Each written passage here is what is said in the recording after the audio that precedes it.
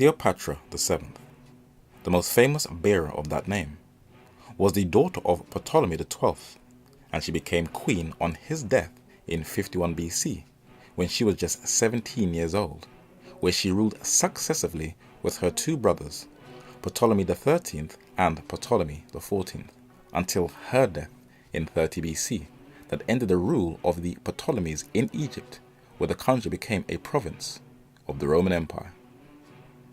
In modern times, there has been a fascination bordering on obsession with her, of who she actually is and what was her role in world history.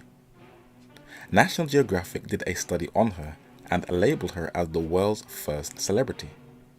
And Newsweek magazine also did a study on her where it questioned her racial identity, as she identified herself as a pharaoh of Egypt. But who was she, and what was her lineage?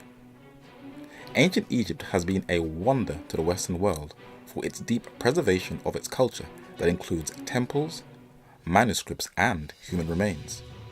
But throughout its dynastic history, it has been invaded, occupied, governed, and controlled by foreign invaders that included the Mediterranean culture of southeastern Europe, Greece, that started from the 4th century BC. The Greek rulers adopted the religion of that northeast African culture, as this artifact of Ptolemy VIII, sacrificing to the bull god, confirms. The British Museum houses the best artifacts that will give us a good history of who Cleopatra was and what was her lineage. When Alexander the Great, the Macedonian ruler, died in his early 30s, his empire was divided between his 4 generals.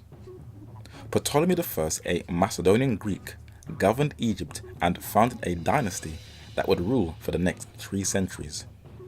Not only did he wear the crown of the pharaohs, his facial features are clearly Greek, as can be seen on this coin in the Greek section of the museum.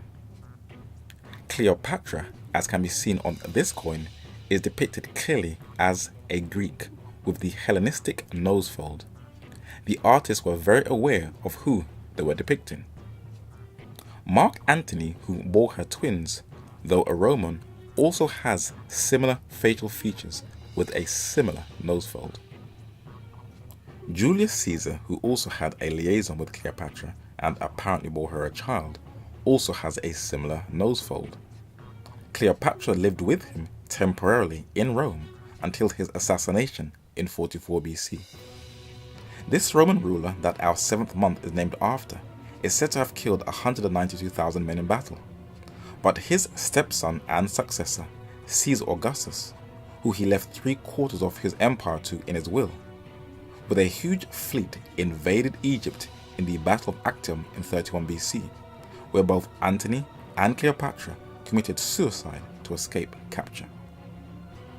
At the beginning of the Medo-Persian Empire in the latter half of the 6th century BC, one man wrote of the rise and the fall of Cleopatra centuries before she even entered onto the world stage, where she has been titled as the daughter of women.